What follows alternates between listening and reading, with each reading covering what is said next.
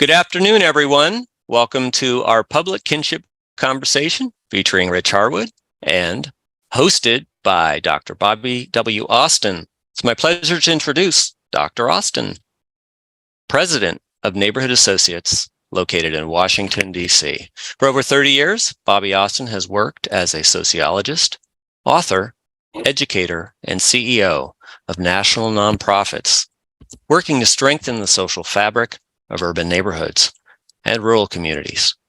He's recognized for his work in American culture and public kinship. Dr. Austin's leadership of the National Task Force on African American Men and Boys led to the 1996 report, Repairing the Breach, and launched philanthropic efforts that reached more than 17,000 Black men in the U.S. He leads Neighborhood Associates' approach to public kinship. Richard C. Harwood is president and founder of the Harwood Institute. One of the Harwood Institute's goals is to make community a common enterprise. And for over 30 years, Rich Harwood has devoted his career to revitalizing the nation's hardest hit communities, transforming the world's largest organizations, and reconnecting institutions to society. Rich has developed a philosophy and practice of civic faith. The Harwood practice of turning outward has spread to all 50 U.S. states and 40 countries around the world. Rich regularly keynotes major conferences and events and has written 6 books, including the Amazon bestseller Stepping Forward and Unleashed, a proven way communities can spread change and make hope real for all. Rich has authored scores of articles and reports and regularly appears on national media, including NPR, PBS NewsHour, and C-SPAN. Recently, he became a regular contributor to The Christian Citizen, a publication which provides insights on issues of justice, mercy, and faith. And now we turn to our conversation today. Rich, Dr. Austin was going to ask you to tell us a little bit more about the recently released report, The Civic Virus, and to tell us a little more about the Harwood Institute for Public Innovation. You know, I started the Institute when I was 27 years old, which was a bit over 30 years ago now. And we're interested in how do you bridge divides in society? How do we tackle our shared challenges? And how do we build communities' capacities so that people in communities can shape their own futures? And, you know, I've come to believe over these 30 years that those are nice sounding words. And many of us probably share those words and the sentiments behind them. But I actually think to make them real for each and every individual in our society, we need a radically different approach to how we tackle these words, how we implement them. And so at the Institute, we spent time developing a practice that we call turning outward. It's both a mindset and a practice about how we can root the change that we want to create in the context of the communities that we're actually working in, and how we can ensure that we always have community in our line of sight, that we always have people in our line of sight, which, as we all know, sounds good, but is harder to do than it sounds. And the other thing that we're really interested in is that all of our work is rooted in a philosophy of civic faith, and that is that we put people, a culture of shared responsibility, and as you mentioned earlier, making community a common enterprise at the center of everything that we do. And this work, as earlier noted, has spread now to all 50 states, and fortunately has spread to about 40 other countries. So I'm really glad to be with Bobby today. I've known about his work. I'm a real admirer, Bobby, of your work. I'm going to turn it back over to you and let you guide us through this conversation. But really, really glad to be with you today. Thank you so much. Rich, I could say the same thing about you. I've known about your work for a long time and was a bit intimidated as to whether I should just call up Cole and say, I'd like to speak to Rich Harwood. And they said, yeah, but okay. Here we are. Here we are. I know. So thank you very much for doing this for us. We are a very young organization, really. Let us say it's been in existence for about at least 10 years. But as a focused approach, and we're developing our focus, I would say 6 years. What we're trying to do is imitate you in many ways, except at a different level. I would like you to, if you would, I suppose the question was um, civic a virus. That's the name of this wonderful, wonderful, wonderful book. If you don't have it, ladies and gentlemen, please, you must call the Harwood Institute and get it. Let me tell you why. It will help you understand and frame your own issues with what's going on in our country today. And I think what Rich does is he says, well, it's not as horrible as we make it out to be in our media, but it's bad because we are not listening and talking to one another. So what I would like you to do, Rich, is this take it away, as they say on television, again, and tell me a bit about how you came to develop a wonderful, wonderful report. Thanks, Bobby. Thanks for your kind words.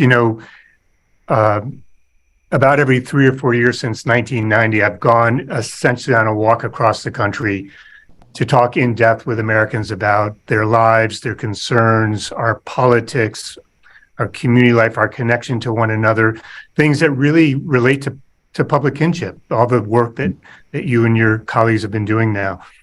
And most recently, while we've been mired in the country in a debate about what's called polarization, I went on another walk. And what I've come to understand by talking to folks in 16 different communities all across this country, which I can speak about in a moment, but is that this notion, this diagnosis that we're polarized has become both an explanation and an excuse for inaction.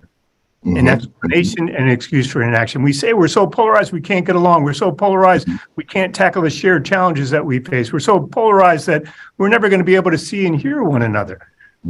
I think that's just false. It's wrong. And in being wrong, it leads us down the wrong path to a dead end where we can't take action. And in fact, I think there actually is an opening for action. But first, we have to understand where we are. And so what I've said is that polarization is a misdiagnosis. So what's the alternative? Well, the alternative is there are 3 key findings that we found. And again, I just want to underscore this, Bobby. I can't say this loudly enough.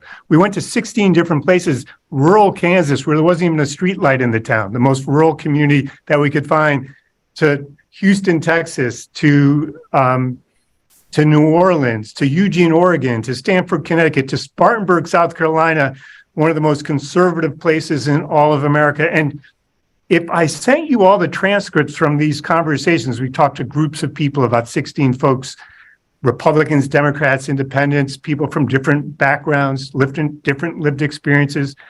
If I sent you the transcripts and I redacted all the names of the places and all the specific references to the places, I swear to you, you could not tell the difference from one place to the other. That is amazing. The same phrases that people use, the same words and language that people use, similar sentiments about our country and where we are today. And here's what they said. We're not polarized. What they said is we are separating 3 things. 1, we are separating and segregating from each other at a far more rapid pace than ever before in American history. Now, look, our country was founded on separation and segregation. But we are separating and segregating at a far faster pace.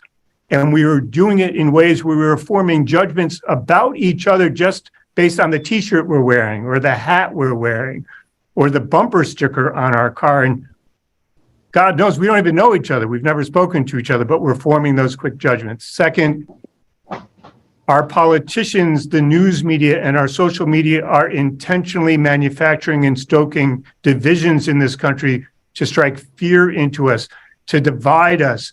Why? So that they can gain votes. Why? So that they can gain audience. Why? So that social media can get us hooked into these rabbit holes, apply these algorithms to us, and before you know it, we are lost in this realm of social media. And the third thing that we found is, rather than polarization, I think this is really important, and I think it speaks directly to public kinship also. Third is that we're having a natural human response to this. We're not polarized. What we're finding is that we're engaged in fight or flight, that we either believe that we need to flee the public square because we are so scared and anxious about what's happening because of this manufactured divisions from our media and politicians and social media, or we believe we have to come out fighting. And what we find in this fight or flight is that people are joining smaller and smaller groups. Why? Again, back to public kinship, because they want validation, because we want acceptance, because we want a sense of belonging, a sense of community. And what people are telling us now is, while I can't find community in the larger sense of community in our country today, I will find it wherever I can. And even if that means at the extremes, I will join hate groups. I will join political groups that I may not even agree with everything that they're saying, but they will accept me and validate me. And for that, I will join these groups. And so we do have our work cut out for us, but I think there's good news here. The good news is we know how to combat fight or flight. We do know how to do that. And that's the work that we need to get engaged in our country today. What you have just laid out for us is really something that I think has been worrying scholars and activists for a long time. And that is, whose voice is being heard in this country and how do you get heard? Because it seems to me that what you just described is what I call common culture. We have a common culture in this society, and we keep saying we don't. That's right. Blacks say we're not a part of white America. White America says we're not a part of Black culture. How sad when the only thing that we are in America is an intertwining of groups that came here to create this country. And not only that, but those who were kept out created as well. And what we seemingly can't do, Rich, is have a context for what we're trying to do. And so we let the media tell the story for us, which is just bad news. Or we let politicians tell the story, and that's even worse. So what I'm going to ask is, where is that middle ground that maybe you should be leading, and I would definitely be following? How do we get into this square, this public square, as you just mentioned, and begin to reinvigorate the common man? And I say that in the finest tradition of America, the common man. How do we do that? Yeah. Well, first, let me say, I love how you just framed that, because I do believe we have a common culture. I do too. I believe that people are yearning to be part of it. And, there's an old country song, the refrain of which is, I can't see me in your eyes anymore. Right. And what people want more than anything is to be seen and heard, to be understood. And so, in the way that you just framed that, if I can, just real quickly, at the very time across our country when our education debates were mired in debates about critical race theory, about book banning, about whether or not there ought to be masks in schools or not, there were school board upheavals and people being recalled from school boards. At the very same time, the Institute was working in 3 different communities all across the country. 3 very different communities on education. And at the time when we were being pulled apart by politicians and the news media and social media in the way that you described, Bobby, people in these 3 communities came together, people from all walks of life, and created a common agenda about education. Independently from each other, from each community separately, not even knowing the other community was doing this work. The only thing they held in common was that we were working with all 3 communities. And Bobby, they created common agendas that even looked similar to one another, which demonstrates that we have shared concerns, shared aspirations in our communities about, for instance, our young people and education. And not only that, they came together and said that we need to build a civic culture where we can actually come and solve problems together and take action on these agendas together. And in each of these three communities, not only that, they're now working on these agendas. And so it just goes to show that there is this yearning to come together. There is this desire for a common culture. And not only that, but that we do share things in common while our news media and politicians and social media seek to divide us.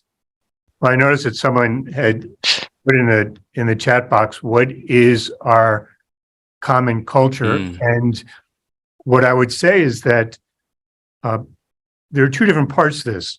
One is that we need a civic culture that enables us to come together and determine what it is that we share, how it is that we can work together, how it is that we can create a society that enables us to move forward together. You know, part of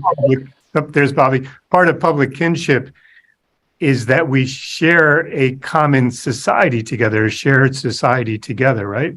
And so civic culture for the Institute is that there are leaders that we need. Think of it as a kind of a civic infrastructure. There are leaders that we need. There are common spaces that we need. There are shared norms that we need. We can build that civic culture together. Now, to Bobby's point about our common culture, which I think is related but a little different, Bobby, and tell me if I've got this right or if you have a different perspective on this.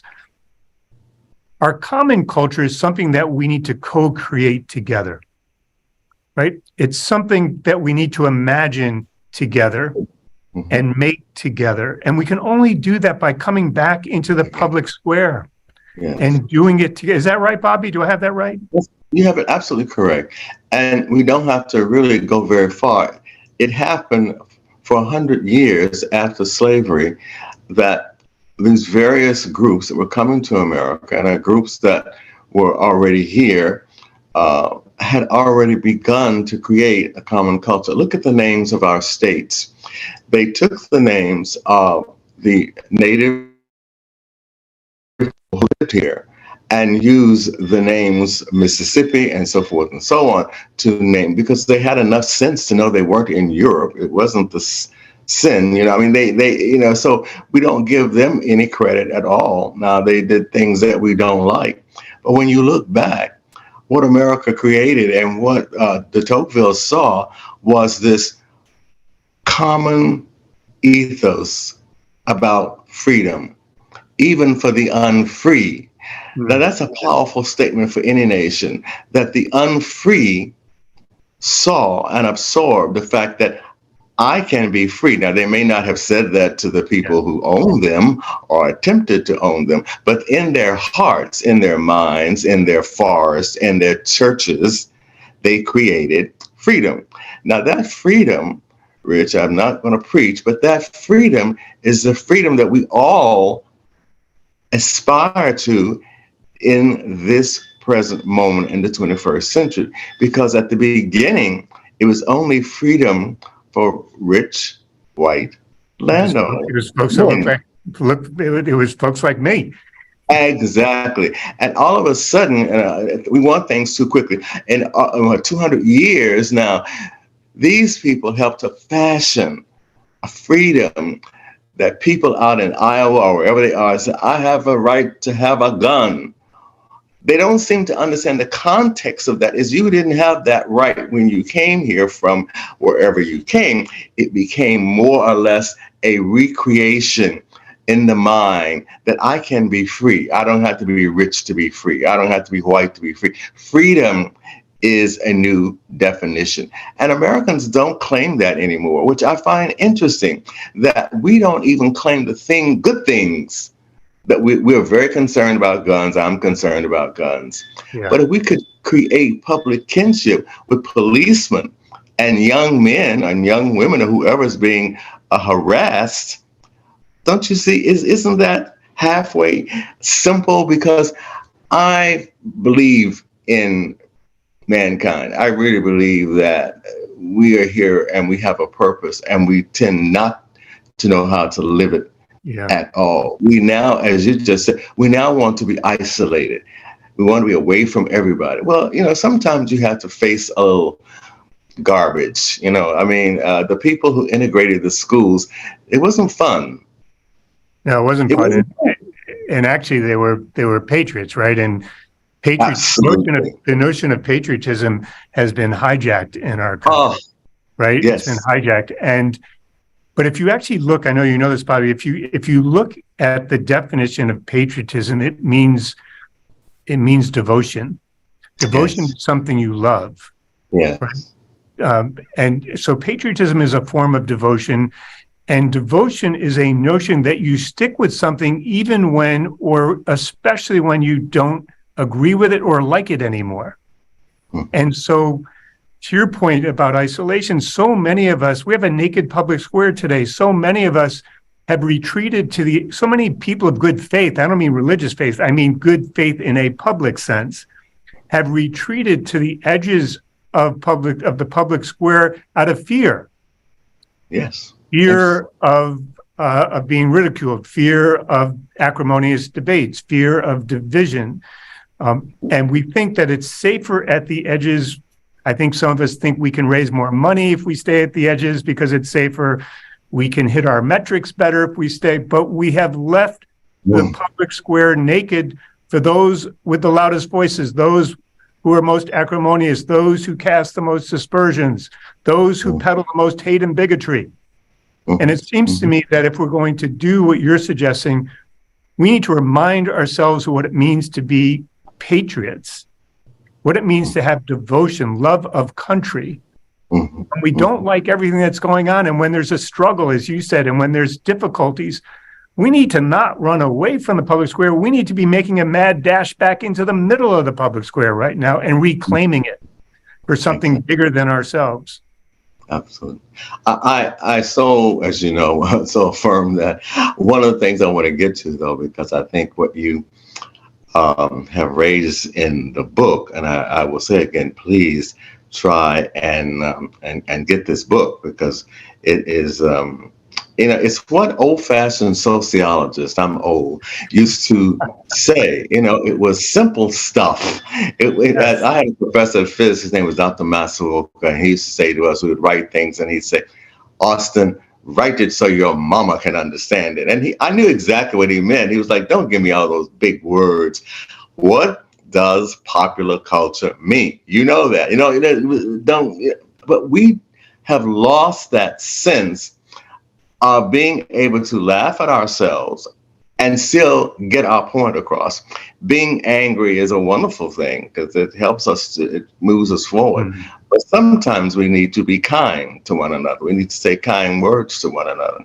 I'm very perplexed at the thing that happened in Memphis, but I'm not surprised. If you believe that only Black people kill white people, or white people kill Black people, you're insane. You must know that people kill people, and they do it because of their lack of values, lack of understanding, lack of consciousness, and lack of kinship. That this person is kin to me.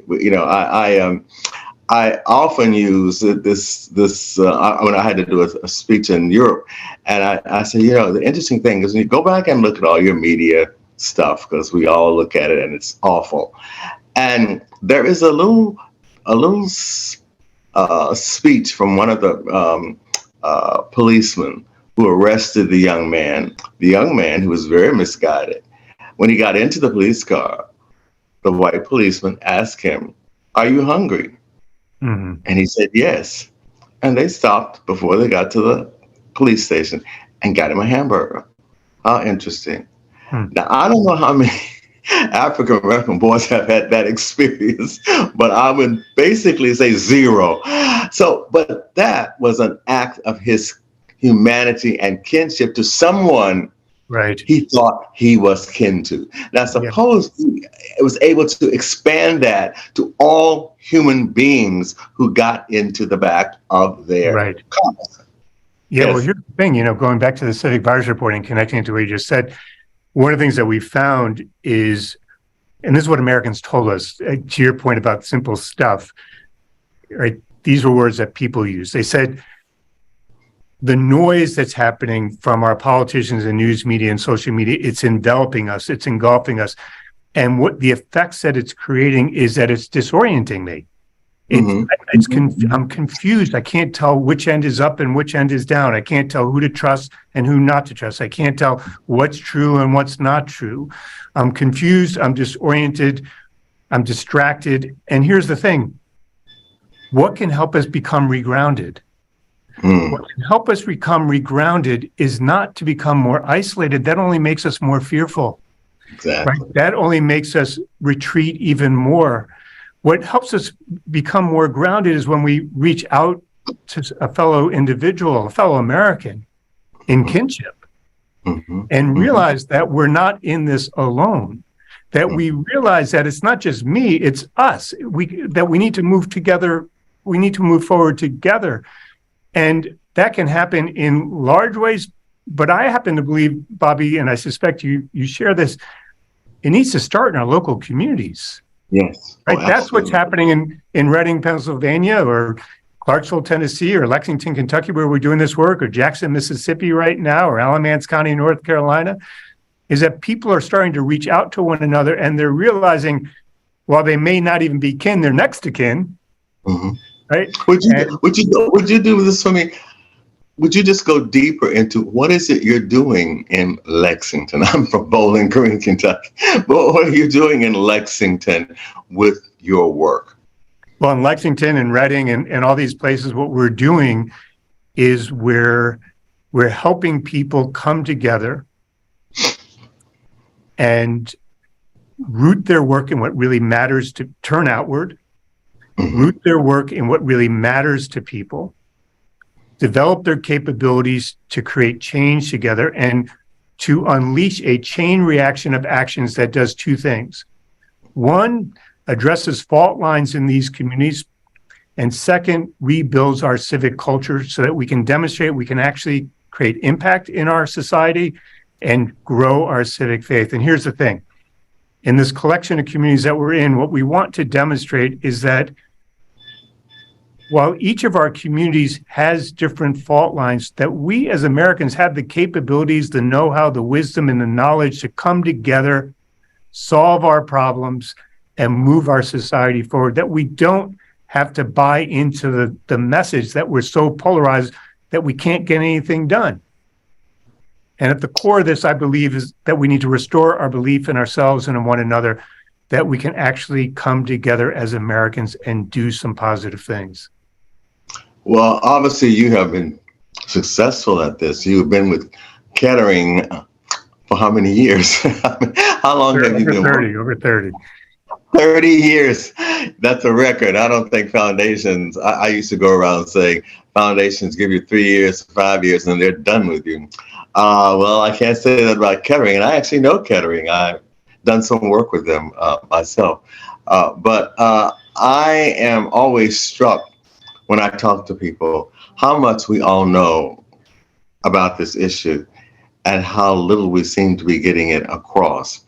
And so the point that is sometimes overlooked, even by those of us who work in this field, is how do we get together and create the leaders, or people who are not so much leaders, I guess, as the people who are spokespeople in this area? Why is it we cannot get together and create that common wheel that in all of our different segments of the country, because we have a network? What would your suggestion be to help you, help all of us in this area build that network? Because without a network, we really are not going to get, I don't want to get the attention of the news media, but get the attention of the common man in this country. Well, I think first of all I think this work starts in local communities and bubbles up, and hopefully over time, courageous national, state, and national leaders recognize it and will step forward and join us in moving forward. I think in terms of building these networks, as you know, because you've done this at the Institute, we have now tens and tens of thousands of people across the country and really around the globe using our work. And I think I think those of us who are trying to build networks have a basic choice we have to make. We can see ourselves as saviors, as the ones who are coming to save people. I don't think that works all that well. I think we can see ourselves as owning the work, and therefore we're trying to sprinkle it around and get people to do it in our own image in some way. I don't think that works very well. I think that's a model a lot of groups use, unfortunately. Mm-hmm. Or I think we can do something different. I think we can create things that enable people to step forward in their own lives, in their own communities with others. And they can adopt and adapt things that we've helped to create with them. And they can start to use it and spread it. And in that sense, they're the shapers of their own futures. They're the shapers of their own lives. And we are helping merely to create an enabling environment where that occurs. Now, that may sound like a lot of words. It is too many words. But the root of it is a notion about who owns change and who owns the shared vision for it. Is it you and me and others who create organizations, or is it folks in local communities? And I happen to believe that folks in local communities, it's their communities, not ours. And so the best thing we can do is share what we've been learning by working with people in local communities, support folks in communities to do the work, and then get the hell out of the way. Let them shape their own futures and support them in any way that they need.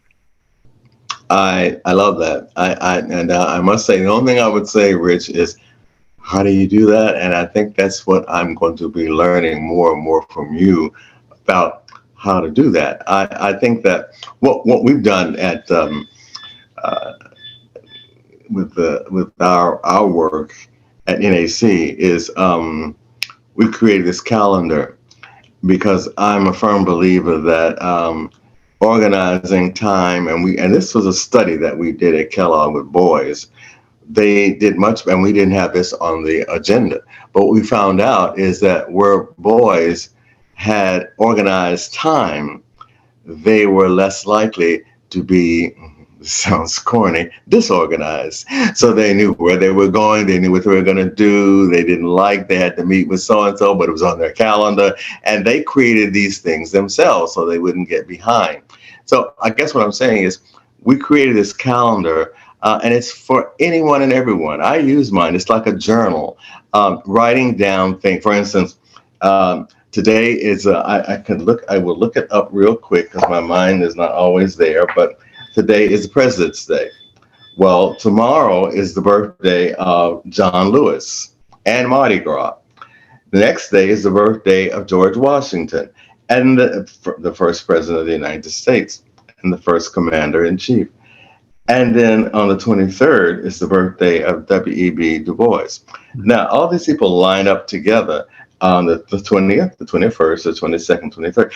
That public kinship, those men are all, except for Washington, because the context of where he lived, when he lived, did not account for the freedom of all men. But beyond that, these others, John Lewis and W.E.B. Du Bois, took what was given to them and created something bigger, more holistic, and the world worships that. I often use this I don't do many speeches now, with young people, young African Americans, because they would say, oh, they're misappropriating our culture. And I said, isn't it wonderful that they love you enough or hate you enough that they want to be like you?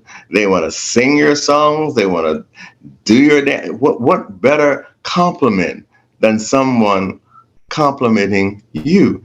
And it would take them a few minutes, and then they would get it. And they would say, yeah, that's right, isn't it? I say, yeah, this is the issue, I think, Rich, is we just cannot get people first to listen, to throw away all their old mental models and see, is there anything good in this? Is there something good here that I can help my life? And I think that's what you're just saying. Not that we recreate people's lives, but we try to create an environment where they can, I think you call it an enabling environment. I think that is so crucial. And we work in low-income housing areas. And one of the things I think we need there is to help bring up everything that they do so well. We did a study, and one of the studies, and the study for us showed us that these individuals, who some would say have no money, were raising money for African children. Now, no media that I know of has gone into these communities and found out what these people are really like. Well, it's because we have master narratives about who has innate capabilities. Exactly. Say that again. Yeah, right. We have these narratives, and we don't want to break them. We have these mental models. They're there. We're not there. They're stone. And when I see it, it's like, oh well, that's an anomaly. That they don't do that. They go around shooting each other. Well, that's not true. And what you find out as well is that people all over in various communities are just as afraid of guns and the plight of communities that harbor criminals as you are. And so what you need to find out is, well, who are these people? Who are the people who are keeping their communities safe? Who are the people who are keeping the kids in their communities safe? They're all over the place, everywhere. And I think everywhere we work, we know this, yet it's very difficult to get it across. Let me ask you this because my time is running off. I am very interested in what you're learning in Europe. In Europe? Yeah. And around the globe. What are you learning? I think what we've learned is that there are obvious cultural differences, not only here in the United States, but between and among countries. So, but what we're learning, I think what we've learned over these 35 years is that people may use different words, different language. There are things that we hold in common that are universal. Everyone wants a sense of dignity. Everyone wants their voice to be heard. Everyone wants a sense of possibility and hope for the future. Everyone holds, as you were just suggesting, innate capabilities to take action. In varying ways, we all value community, meaning that we all need a sense of belonging and connection. We all need a sense of validation and acceptance, right? All of these things are universal. They're what make the human project what it is, and what creates a sense of shared humanity. So while there are differences in what we may want to do or achieve in any given moment, I think we do well to remind ourselves that there's some basic fundamental things that we share together that we need to use as building blocks for moving forward. And that's not sort of like a kumbaya message, because I believe this work is very difficult. It's a struggle each and every day. It's very hard. What it's a reminder of is that the ways in which we build public kinship, the ways in which we move forward, is to remind ourselves that we do share some things in common amid our real differences. And we would be wise to figure out what those things are that we share in common so that we can get in motion, start building together, restore our sense of confidence in one another, so that we can continue to tackle the more and more difficult challenges that sit before us. Beautiful. I'm going to ask one last question, and I'm going to ask the staff if there are people who want to ask Rich a question, or me, but Rich is the one who will have some answers for you, and we will have some as well. But if you have questions for Rich, in just a few minutes, I'm going to ask you to talk to our staff and ask your question. But my last part of this is that I think the work that you've done is heroic, and has been going on for quite some time. And what I would like to know is, I know a number of people in various parts of the world who are doing some things like what we're trying to do. And I am interested in, I have their attention. They ask me what we're doing, how we're doing. They use our book, Repairing the Breach, and so forth. But I would like to see a dialogue, almost a global dialogue between people like you, like me, I guess birds of a feather first, who flock together and come up with how we want to create this nest. But I have a number of people who I know would be interested in a global dialogue. What do you think of that? I think it's a great idea. I think what we ought to at least partly focus on is, how do we rebuild a sense of a shared society? Mm-hmm, mm-hmm. And I'm not talking about specific solutions. Mm-hmm. I'm talking about how it is that we begin to tap into. I happen to believe that there's the vast majority of people want to figure out how to move forward together. Mm-hmm. We may not agree on everything, and in fact, as I said before, there are real differences. But at the same time, I think the question becomes, well, if there's some things that we do share in common that we could move on, mm-hmm. how do we tap into those things, animate them, and make them real in our lives, mm-hmm. so that we can get on a better trajectory of hope?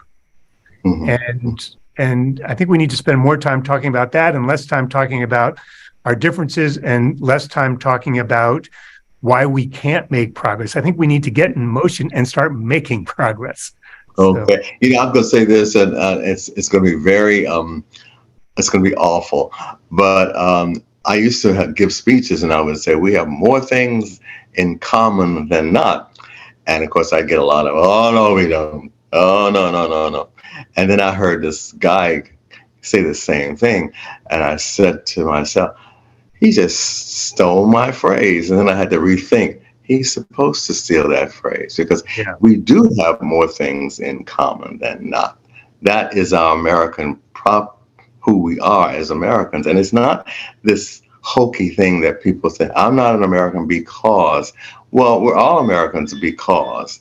And we're here not because probably many of us wanted to be here. Many of us gladly came. I did not, obviously, and my folks didn't, but there were those. So how do you mend those breaches? That's why we called our book "Repairing the Breach." You were going to say something, please. No. I think you're absolutely right, and I love the phrase "repairing the breach." I think one of the misnomers in the country is that we believe that somehow American identity is static, that it's in time.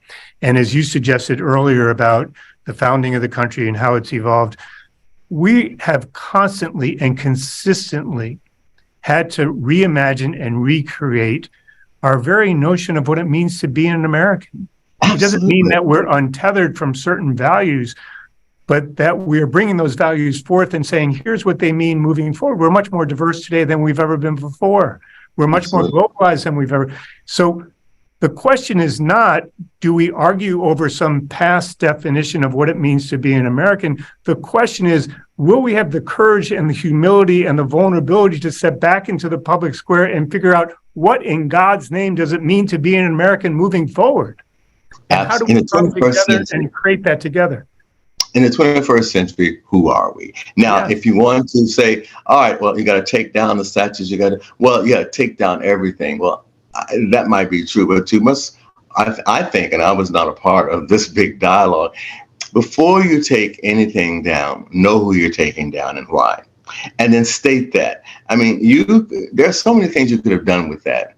You could there are signs, and if you go to museums or you go to house museums, there are big signs outside explaining this is who lived in this house and why. It doesn't say go build a house like this. Nobody wants to live with a house with no toilet in it in the 21st century. But I mean, it's just, we don't think, and I guess I'm getting all worked up, but it's this idea that Americans, we know how to think. Why can't we put these thought processes into the things that aggravate us? Because what that does is create all kinds of problems, and you will never get to where you are, Rich. I'm not going to ask you about your background, but I can almost guess.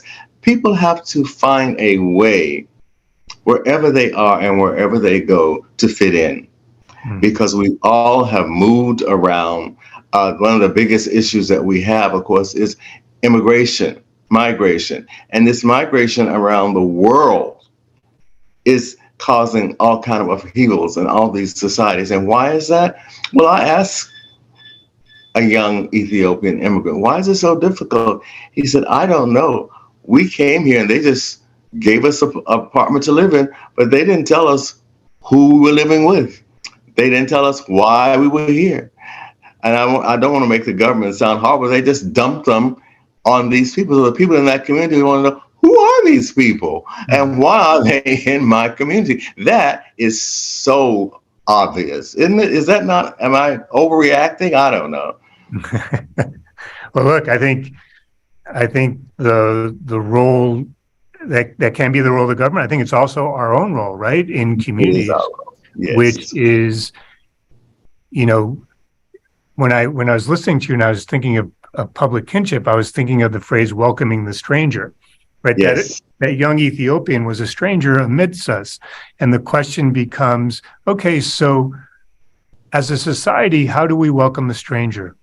Yeah. How do we make space for folks? And how do we do it? Back to something you were saying before. No one is saying that when we welcome the stranger, that somehow or another we need to lose our identity, or that we need to lose our history, or that we need to lose ourselves. Absolutely. What it means when you welcome the stranger, what it means in some ways is that you are bringing forth yourself. You're bringing forth your knowledge, and you're saying, we want to bring you into our community and enable you to become part of our community along with us. Yes, that's a different absolutely. notion. And I'm gonna go now. We got to have people to speak. But one of the things I heard just recently was, why do we have Black History Month? And all kind of people are asking this. Our own grandchildren. People like, well, don't forget, the only president they've ever known was a Black guy, okay? And they loved him, so he's the president. So why do we have this separate history? Well, someone has to, parents, whoever, schools, explain, don't burn books, but explain why Carter G. Woodson, who he is, said, you've got to know these so-called strangers in your midst, because they're not strangers. And the sooner you find that out, the better off we're all going to be.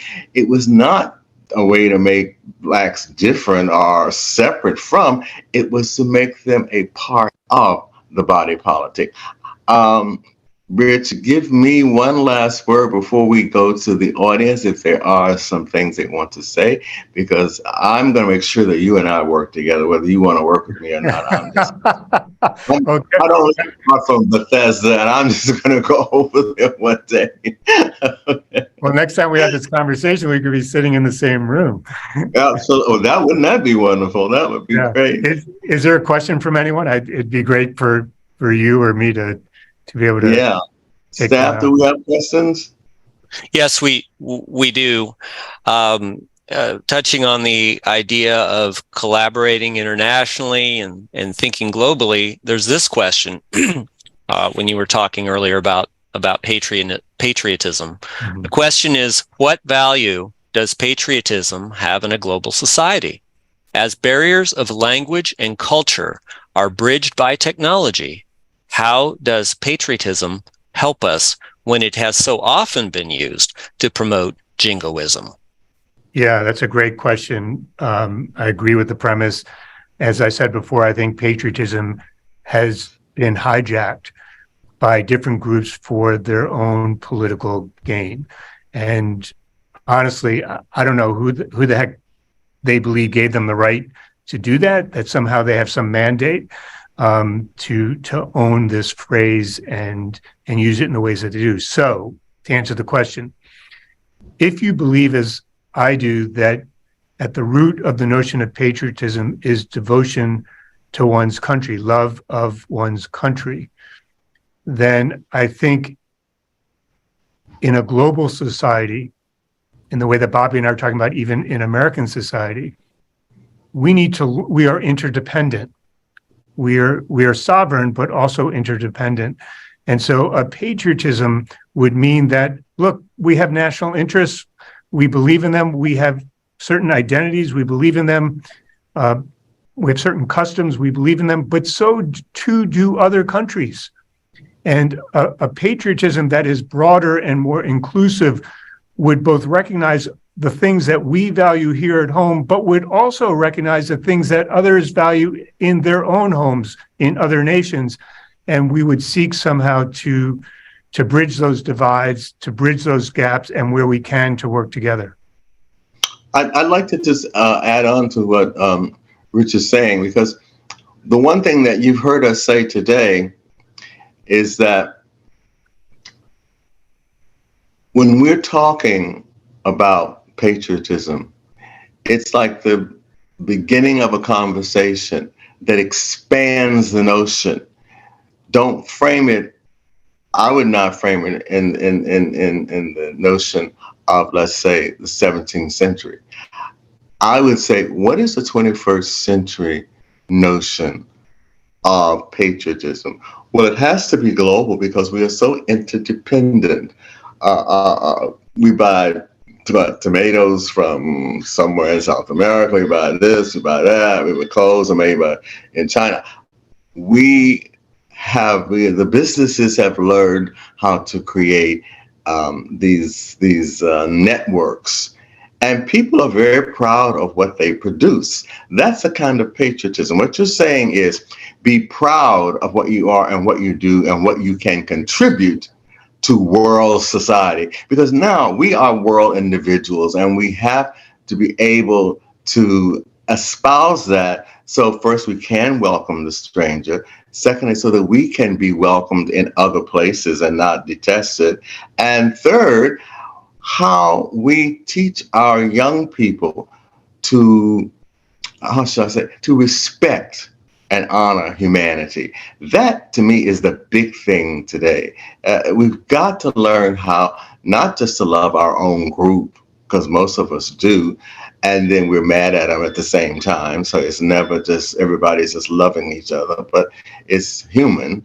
But how do we create a patriotism of internationalism that has more to do with respecting the common man, with loving our neighbor? And as we say, it sounds a bit religious, but it's more that people are understanding we must learn to love our neighbors. That, to me, is a patriotism that everybody can do if they wish to, and it would create public kinship. We would deal with this virus within our civic life, because we will have gone to another frame of reference. And that's how I see it. And that's what I know Rich has done in these communities. If you look at their work, they were able to repair the breach. So that's me. Any more? Well, given the hour, we have about 3 minutes left. Were there any final comments or remarks from either panelist? I'm sorry about that. I talked too much. Rich? This is just the beginning of a conversation. And I think, in the civic virus report, two things, just real quickly. One is when we asked people who they trust, they said, I trust myself, I trust people I know, and I trust God. That was it. And when we talked to them about what it means to be an American, many people said, I love this country, but I don't love what we are becoming. This is people from all walks of life. And when you put those two together, at the nexus of those is the need for public kinship. Mm-hmm. That we cannot figure out where we want to go as a nation, as a people, if we're isolated from one another and we only trust ourselves, people we know closely, and God, which is fine, but we need to be more expansive than that. And it seems to me, Bobby, what the work that you're involved in, that you're leading about public kinship, is the need for us to expand who we see and who we hear, how we see them and how we hear them, whether or not we're willing to reach across the divide and repair the breach, even amid our real differences. Absolutely. Whether or not we're willing to create something that we share in common, not something that we simply own by ourselves. Mm-hmm. And that's why I'm so glad to be able to join you today. Well, thank you so much. And the only thing I will add to that is we're so glad to have you, Rich, because you're the wonderful work that you do. And to say to all of us, look at this at a very level of community. We all have families. We get along with them sometimes, and we fight with them sometimes. It's the same thing everywhere in the world at every level. Rich, thank you. Staff, thank you. And Yes. everyone who joined us. And thank you, Dr. Austin. For our audience, ways to stay engaged. Feel free to join the think tank via this link, and you can visit it and see the TEDx ACU talk by Dr. Austin. You can see the Public Kinship Resource Guide, which was referred to in the chat and discussed a little bit, the calendar. Happy Black History Month, and then those birthdays this week, of course, as it is President's Day. Rich Harwood can be reached in many ways. These are some of the handles or the actual handles on Twitter for Mr. Harwood. The Harwood Institute would be at Harwood Inst, HARWOODINST, and Rich himself is also on Twitter, at Rich Harwood, So I wanted to thank of course, our panelists for today, and of course, you, the audience, and we're wishing you a wonderful rest of your day. Thanks for joining us.